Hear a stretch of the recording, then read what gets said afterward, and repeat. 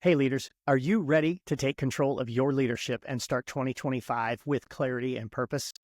Man, if you've ever felt overwhelmed by the daily grind of leadership or struggled to focus on what truly matters, I've got something just for you. Join me Monday, December 30th at 3 p.m. Eastern Time for an exclusive free webinar. Take control of your leadership, clear priorities, real results.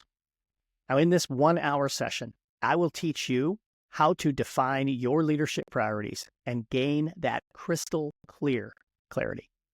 I will teach you strategies to recognize, reward, and reinforce the values that matter most in your school.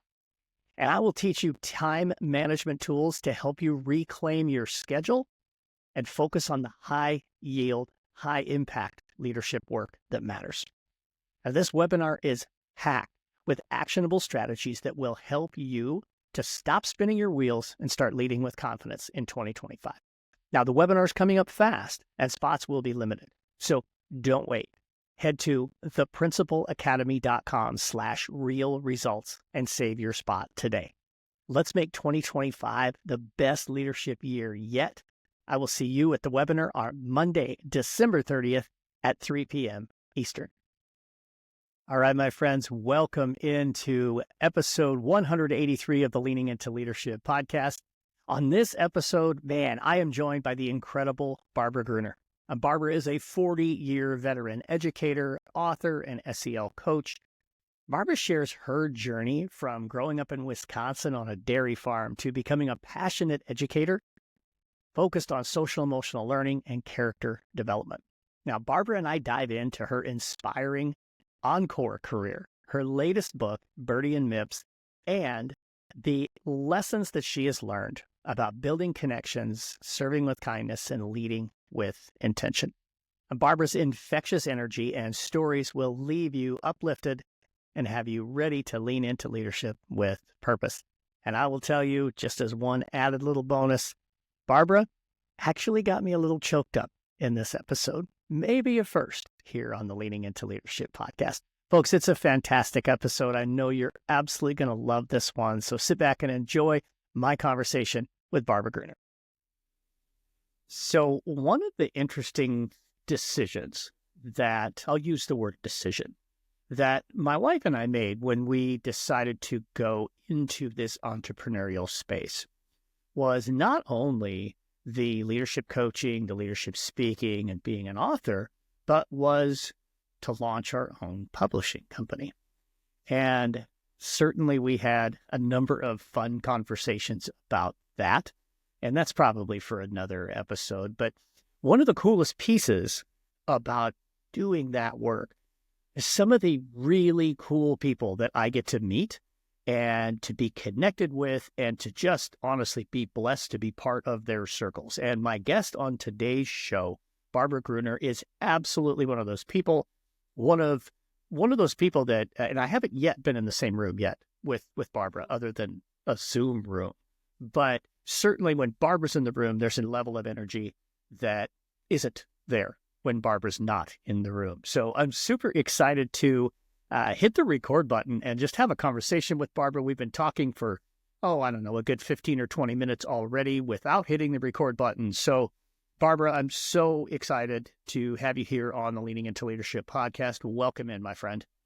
Thank you so much, Darrin. It has been so fun to partner with you and watch what you're doing with leadership and pair it with the experiences that I'm having down here in Texas. And I just love a Midwestern friend. You know, I grew up in Wisconsin, and somebody that's just close to my roots always brings home a little bit closer to Texas. There you go. I love that. I love that. So let's do this just really quick for my listeners who aren't familiar with you. Give them as much or as little as you would like to the Barbara Gruener story, so they're a little bit more oriented with who you are before we dive into our conversation. Okay, thank you. Yeah. So I grew up on a dairy farm in Wisconsin. It's been in our family about 162 years. It's still there today. So I milked 250 cows before and after school. It was a lot of time to write stories in my head, a lot of times about how to escape the farm. Well, as soon as I got out of college, I decided, Texas is pretty far from Wisconsin. Maybe they can't make me milk these cows anymore. So I got a degree in Spanish and I took off for Texas. I was a Spanish teacher for 10 years. During that time, I actually got 2 master's degrees, one in just education, educational leadership, and the second in school counseling. So I left the high school and went elementary with my school counseling degree after being a high school counselor for 5 more years. And so I was in the elementary school for a glorious 17 years, which really puts me in every grade, pre-K through 12th, in my 40-year career. I left public school full-time for a little bit in 2018. I went on the Character Strong team, and I was one of the lead writers for their Purposeful People curriculum, which is really cool. Houston and John are just amazing up there in Washington, doing some fabulous things, and really all over the nation. And then I had an opportunity in 2021 to go back to the classroom. Now, I had left the classroom in 1994 to be a school counselor. So talking about 27 years later, I could go back and teach Spanish again. And I thought, what a beautiful way to wrap up my 40 years with a bow. So I did that for 2 more years, Spanish 1 in the high school for 8th graders, Spanish 1 high school credit, right, for 8th graders. And then 1 more year of triage because my aging parents didn't allow me to be full-time in the school, but I was wanting to stay 1 more year connected just because I was local and I wanted to hit the 40-year mark. So I ended my last year doing triage really wherever the district needed me. I was with a little kindergartner who only spoke Spanish and was an eloper. I was with a woman who had cancer and I could be her long-term sub. I got 3rd grade. I got like high school. It was so much fun the last year because it just was all of the grades, whoever called, basically like being a guest teacher, but going a little deeper because the people who needed someone with skills more than just your average, guest teacher. So that's my journey this year. I've been promoted to grandma. It's probably the best gig around. Our little Leah Odette was born in February. So I'm just hanging out writing. I was at the school today doing some volunteer work. I volunteer with the MAD organization and with the pet rescue, with the cat condo. So I'm just all over the place. I have a lot of energy to burn, as you already noted. Thank you for that. But I want to bring it in a positive way. Like I always want it to be intentional or meaningful and not just here I am, an ADHD, bundle of energy, but to use it to positively connect and engage. There's so much in there that I would love to unpack, and a couple of things that I'd like us to go a little bit deeper on. But I have to go with this first. You and I were talking before we hit record about writing, and I'm in the final stages of finishing up this book that I'm writing with Katie Kinder, and in the chapter that I'm actually writing right now, I'm doing a chapter on engagement versus disengagement in the classroom. And I opened the chapter with a story from when I was a student, or not a student teacher, when I was a substitute teacher, and how I remember walking into the classroom and, so often I was greeted with, here's a lesson plan, or maybe a little short letter, or occasionally just these beautifully outlined, and here's everything you need to know about all my kids, and literally everything in between. And when you talk about essentially wrapping up, and then coming full circle back to being a substitute, it took me right back to that and made me wonder, when you go back to the beginning and there at the end, and you even said it, they needed somebody with some skills. What was it like going in and substituting after all of those years, doing all the different things you did? Because again, I remember, very beginning as a substitute, you just are like, I just hope that it doesn't go off the rails, right? What was it like being a substitute with the experience that you had? Okay, first of all, when I was able to do secondary, think about it, Darrin, where are those kids now? So in 2018, I left them as 3rd, 4th, and 5th graders. Where are they now? Friendswood High School. Oh, wow. And so to be able to walk into this building and see these children who were 10 at the time, 8, 9, and 10, and now they're 16, 17, 18, and 19, or close to, yeah. And I would hear, Mrs. Because they knew me as their school counselor for 6 years. And now those kids are seniors. That booster shot of B12, like there is nothing like it. That joyful gasp that says, is that really you? And then to think, gosh, did I even ever have to help that kid? But I had one senior say, Mrs. Gruener, Mom wanted to know if I would ever go back to school, to elementary. And all I told her is only if I could sit with you on your carpet and watch a puppet show again. This is a senior in high school. And so I'm like, you never know what they're going to remember. But if you made them feel good, feel comfortable, feel safe, if that was indelible on their hearts, they remember that. And when you show up as a sub, I would get like, what are you doing here? And I'm like, sure. I bet, yeah. That was so fun. In the smaller grades, it was crazy to step in as a third grade teacher full time because I've never been elementary. I was secondary. But this woman had cancer and she called me up and I said, I just don't know. I'm not a third grade teacher. She goes, the way you helped my children when I was a mom over there, I don't even care what skills you have. I know what skills you bring. And so she didn't even really care. She cared, of course, but it was going to be right before Christmas, right after Christmas. So the timing was going to be decent. But then it turned out she was allergic to the chemo. So I ended up going every Friday so she could go for her infusion. So like these kids are my kids. And I was suddenly a third grade teacher. It was so cool. Yeah. And then everything in between, pre-K, oh my gosh, PPCD, like these littles who just like love so unconditionally, but are so out of bounds. Every day was a new adventure. And when I was too tired, I said no. So like you pick your schedule. That's glorious. Like it really. That's what prepared you for grandma duty right there. Was you're like, okay, yeah, this is where I know I can draw the line and say, no, I'm not going to be there today. I don't need the money. That's awesome. Oh, that's outstanding. I just love that so much. Yeah, that's so interesting to hear. And you know what? I'll say this. Shout out and kudos to every third grade teacher on the planet. Oh, they absolutely. Are just, all teachers are just amazing. And I didn't teach third grade, but I will tell you, when I was a superintendent, I had a rock star third grade team.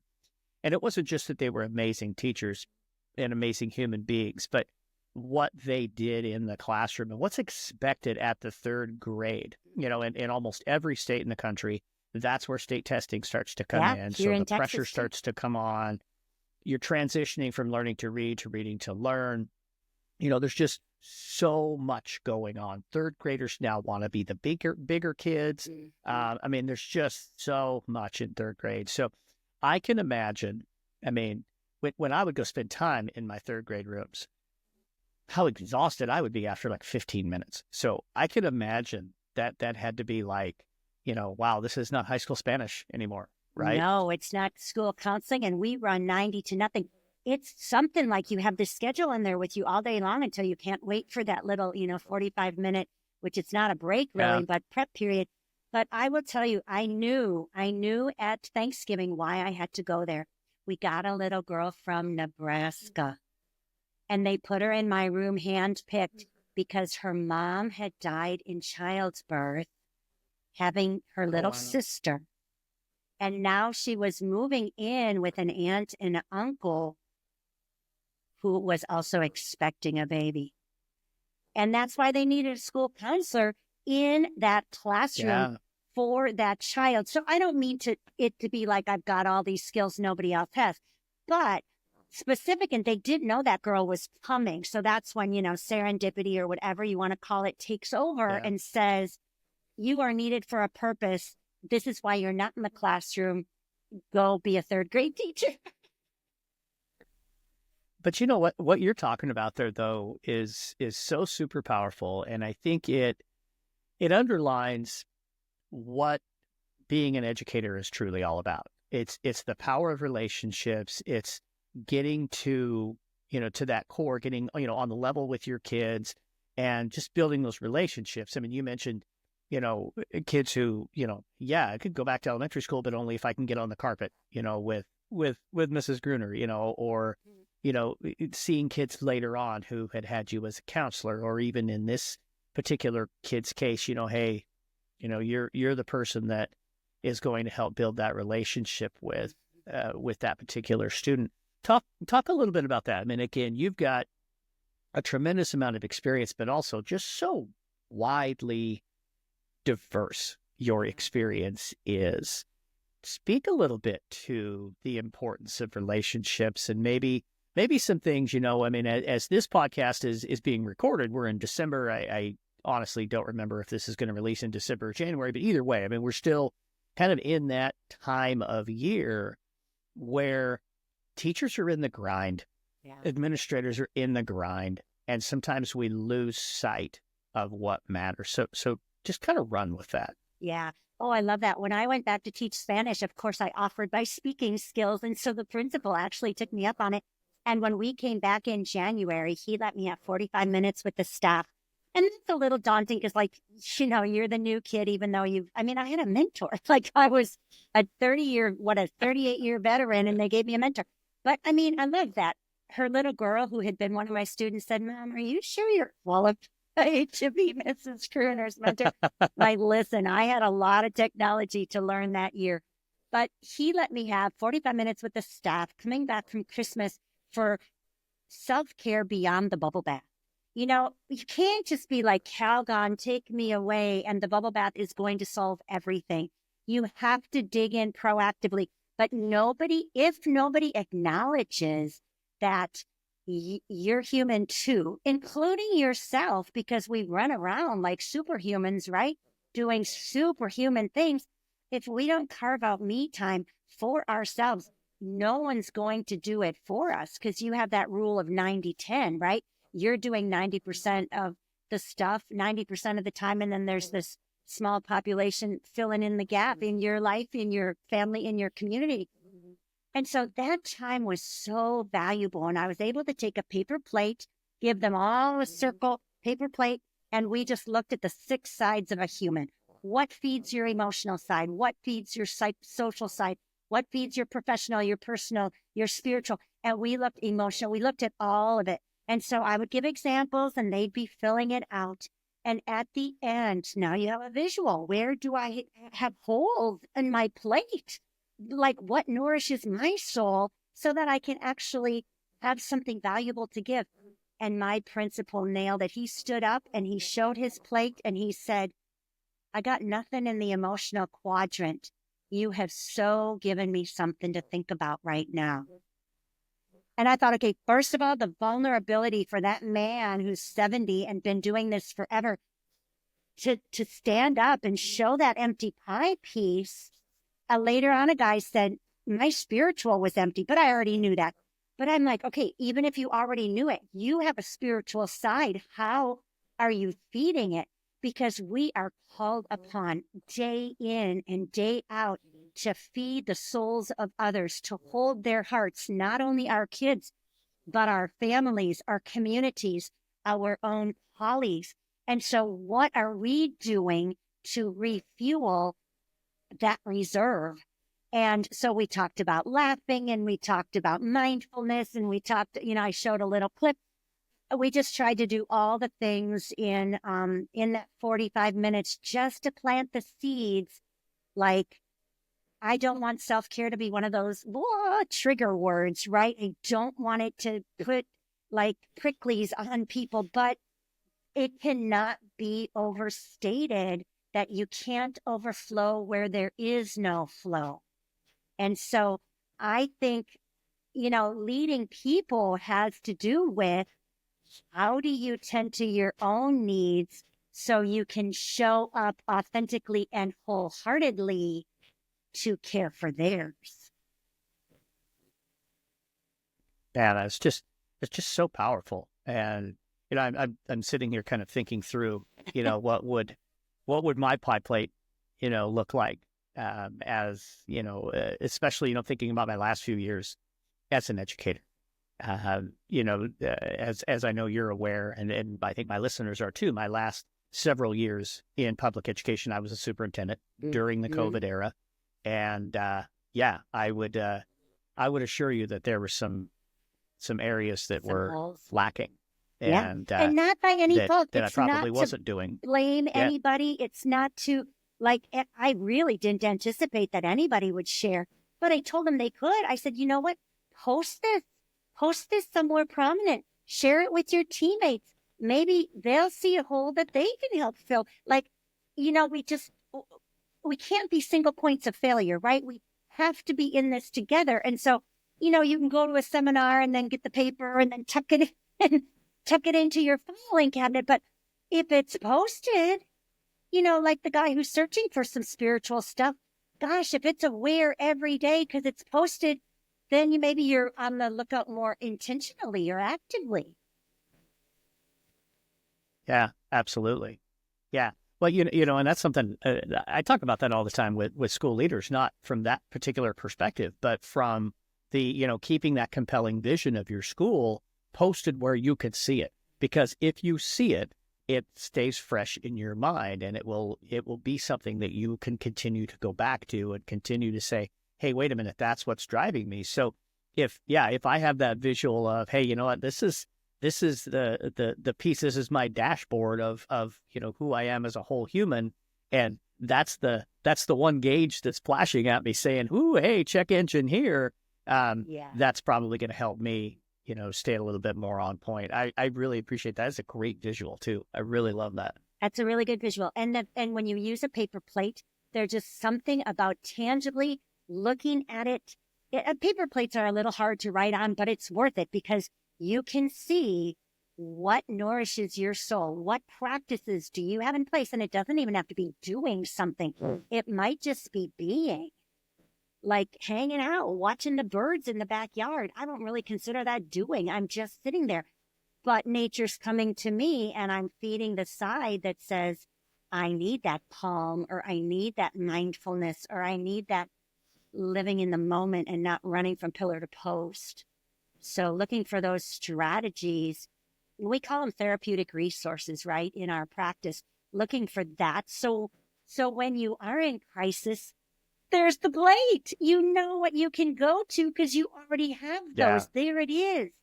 What will you choose today? Yeah. I love that. And I think it's so important for us to have those things that we can lean into that are therapeutic for ourselves. And I'll say that as a lead into where I want to go next, which I think for you, writing is something that is very therapeutic. And certainly I definitely want to talk about Birdie and Mipps. Obviously I know the story behind it, certainly, published by us here at Road to Awesome, but there's something really, really special about this book. But writing this was not your first book. Yeah. I don't think this is going to be your last book. No. And I'm just curious, maybe talk a little bit about that passion for writing, and then eventually we're gonna get into talking a little bit more about the story behind Birdie and Mipps. Awesome. Thank you. I love it when I get to talk to kids about writing because I tell them, listen, I learned this from my first and second grade teacher, who also happened to be my great Aunt Norma.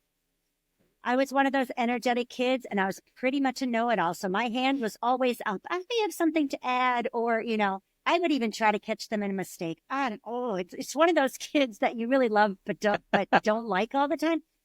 And so she would say, Barbie, we can't have you interrupting. And she got me this little notebook. It was just one of those little spirals on the top. And I want you to start writing everything down. If you have a question or a thought, I just want you to write it down. I can tell that you like to talk. Well, talking is just like writing, only it's paper. So writing is talking on paper. And I'm like, you mean I have my own little book, and I had my own little book, and I had my own little spiral, and I would, instead of like every time I was going to raise my hand, I would open up the book and write it down. So I use my little ukulele, and I'm singing a song, and I'm like, she told me to write it down, and so like, I have this whole, and the kids are just giggling because they know who they are, and it's not our fault. but it's our responsibility to help contain that, right? And so I have been a writer since I was 6 and 7. For me, in the parlor, in the milking parlor, I didn't have my notebook, but I would be writing these stories in my head. I would be processing my feelings.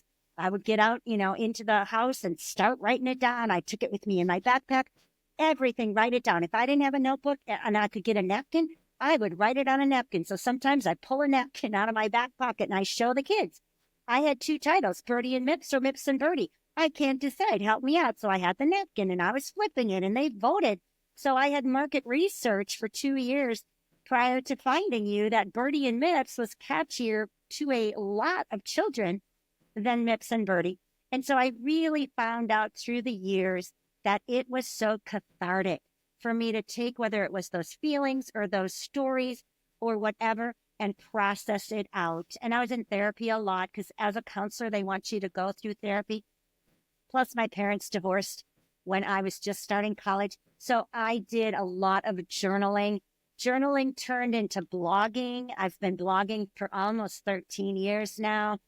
It's just so, again, cathartic, therapeutic, whatever word. It's so satisfying to take words and form them into something that can make someone else feel with me. To me. To writers. I think that's spectacular. I really do. It's, I love to write as well. It's not quite the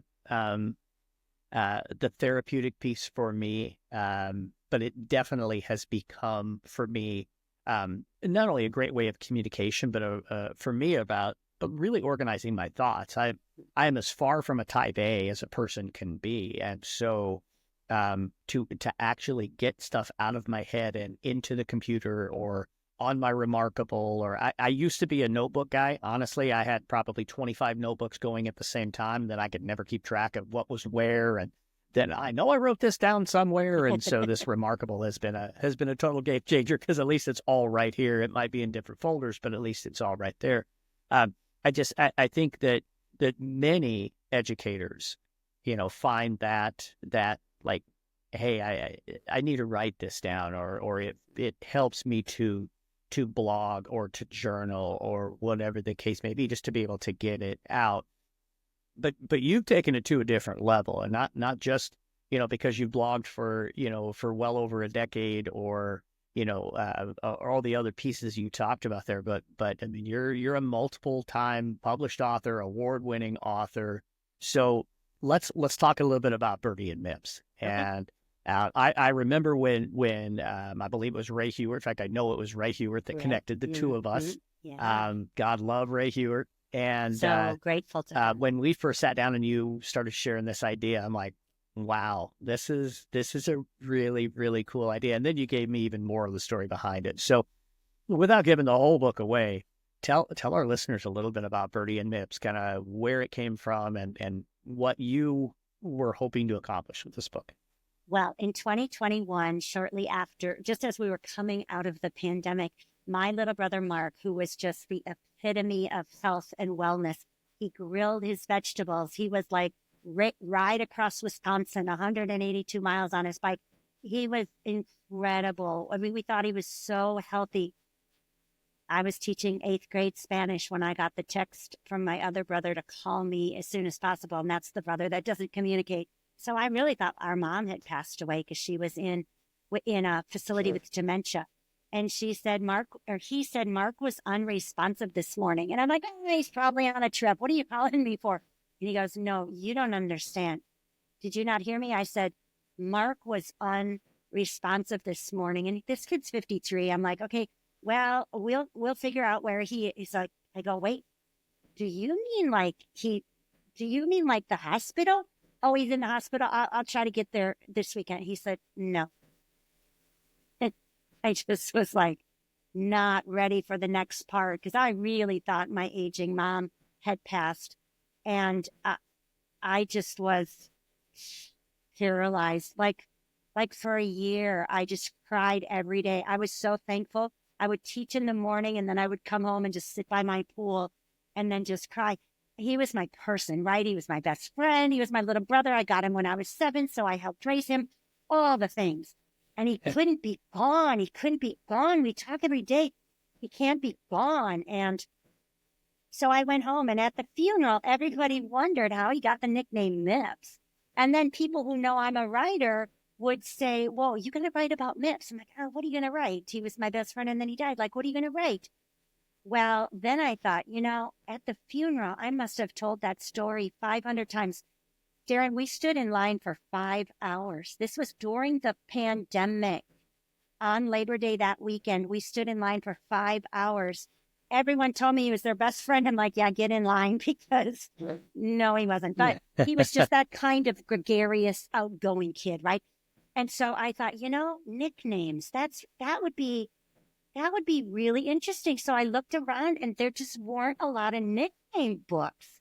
So I thought, as a counselor, how could I make it like therapeutic? So the kid's on his bike, his sister finds him. "Oh no, did you fall off your bike?" And so that relates to Mark.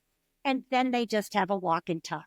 And he's called his friend Patty a nickname he doesn't have permission to use.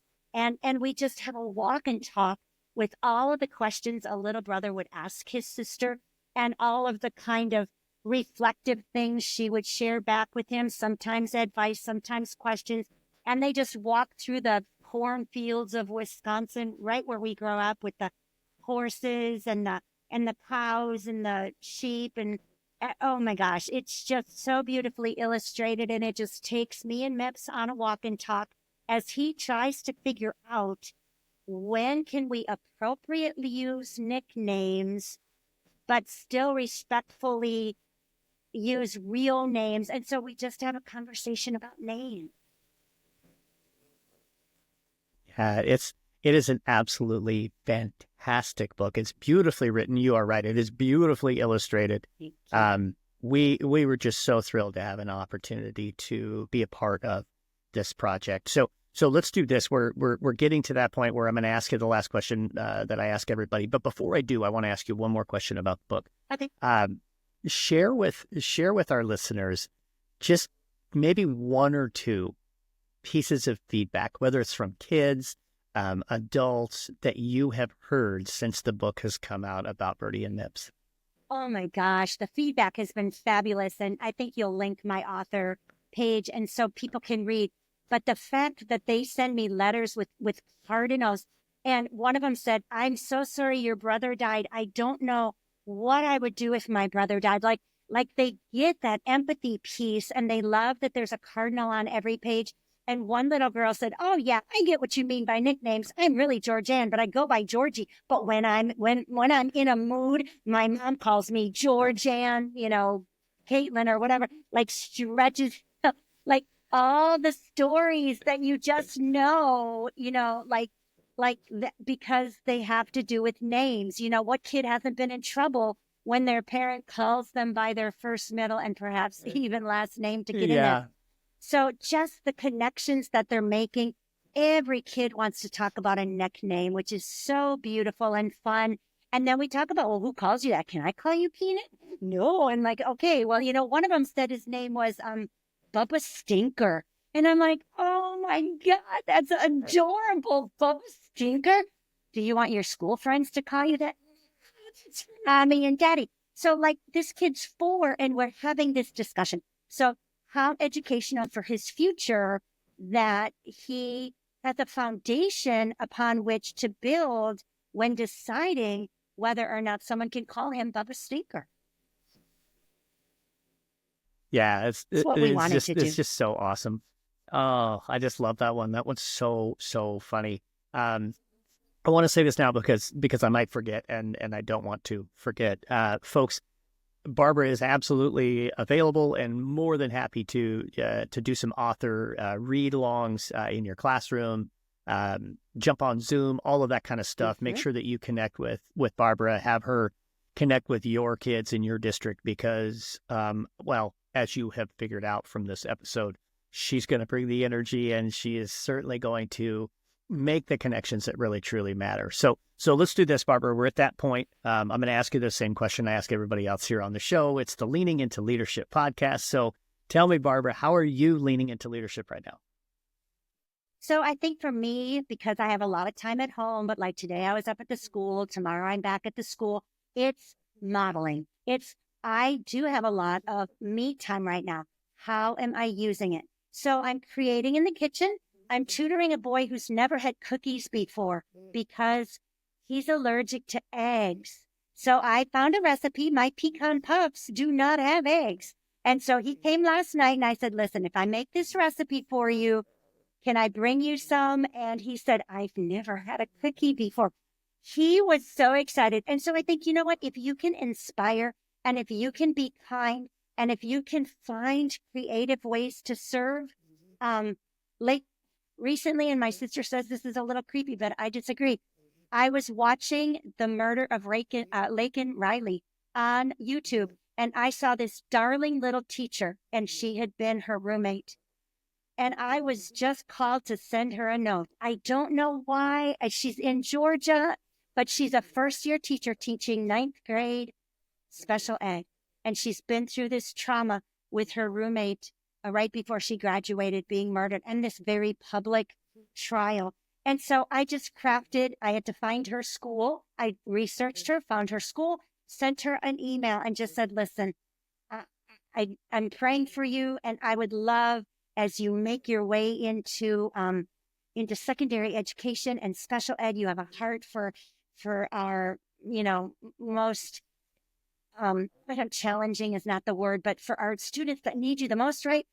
If I can ever help you, support you, do anything for you, please reach out because that's what I love to do. My leadership right now is all about mentoring and modeling and trying to inspire life or love in others. Oh, that's so fantastic. I opened with how wonderful it is that through the work we do here at Road to Awesome, that we get connected with incredible people like you. And man, that just, that one like hits my heart. I love it. I really do. Thank you. Thank you. Man, I don't know where that came. Well, people are all okay, fighting so battles. Mark it down. This is the first time I've gotten choked up on my own show. Wow. Fantastic stuff. So, Barbara, people are going to want to connect with you. How do they get in touch with you? Thank you. I have two blogs, corneroncharacter.com. I have email buttons in two different places there. That's where I've been blogging for 13 years. And it's a lot of times activities and stories and resources. So visit me over there or barbaragruenerauthor.com, which is all about my 3 Mom's Choice Gold books. All 3 of them got that award. So I'm very, very proud of that because I want it to be kid-friendly. Yeah, absolutely. Fantastic stuff. We will link all of that stuff down in the show notes so you can get in touch with Barbara. Go grab all the books and get Barbara connected with your school. You need somebody like Barbara connected with your school. Thank you so much, my friend, for joining me here on the show. Thank you, Darrin. It was absolutely my delight and pleasure. Man, what an incredible conversation with Barbara. It's amazing. Her dedication to really building positive culture, to nourishing those, really important relationships. It just reminds us why leadership that is grounded in kindness and service matters so much. Make sure you check out her blogs and her books, obviously, including the heartwarming Birdie and Mipps. Barbara's energy and insights will inspire you to bring your whole self to your leadership journey. You can find all of the links to the resources that Barbara has down there in the show notes, so make sure you check those things out.